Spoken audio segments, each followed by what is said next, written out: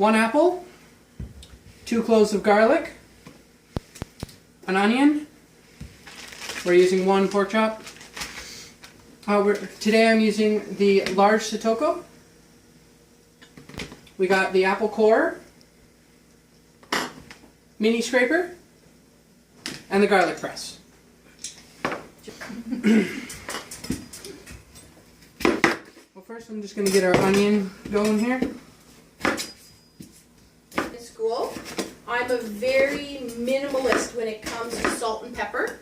And he has taught me so much about the positive aspects of salt and pepper in your dish, especially if you're doing something as basic as a pork chop or a chicken breast. It can be the difference between having your flavors intensify and not intensify. So with the Pamper Chef apple core, it's different. How many of you have the apple wedger? Okay, well, with the apple core, you start with the blossom end, not the top.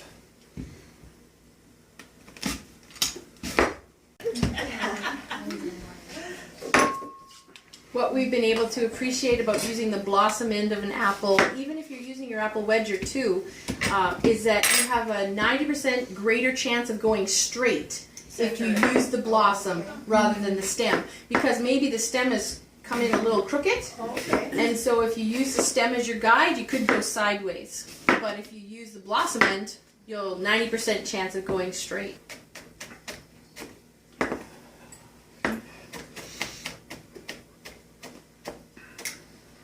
One more slice here. Okay, now that my mise en place is done, for those who don't know what that just means prep. I'm just going to season up our pork chop here, both sides.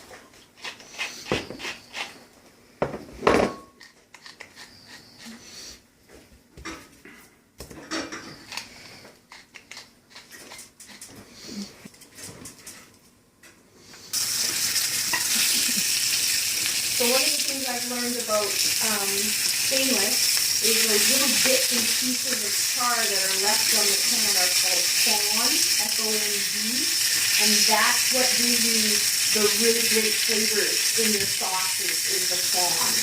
Because it's just going to get more and more caramelized, like not burnt, but nice and caramelized so that like all that flavor lifts up into whatever you're making.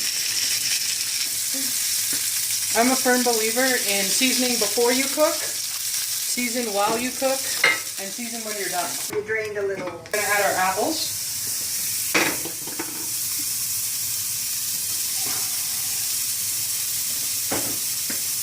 Onion. Not going to use all that, that's a lot. Clove of garlic in our garlic press. Yeah. Last night? Yeah.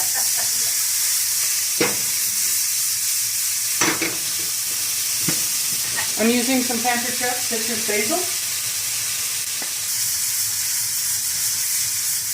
Yes, we're going to use apple juice to deglaze. And then we're going to let it reduce a little bit. So as Cameron said, the deglazing process is what brings those little bits of fond off the pan, and that's what gives you the extra flavor.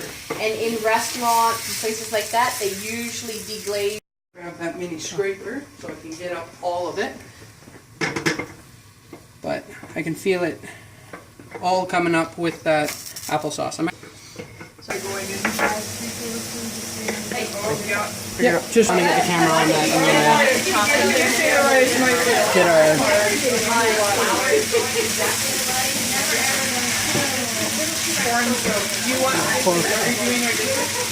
pork chop in here. How many minutes do you think that should be, Cameron? 7 at the most.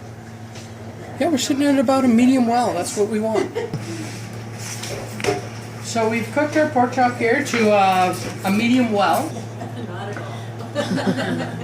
And one of the great things is you can see on that pan that I got up all of that baked on pork that was on that pan earlier.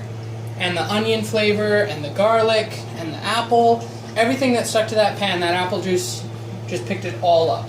Just a liquid will pick up all that extra flavor. A little bit of that excess sauce just over top so that everybody can get that flavor. And there we go. Okay. I don't know if it's gonna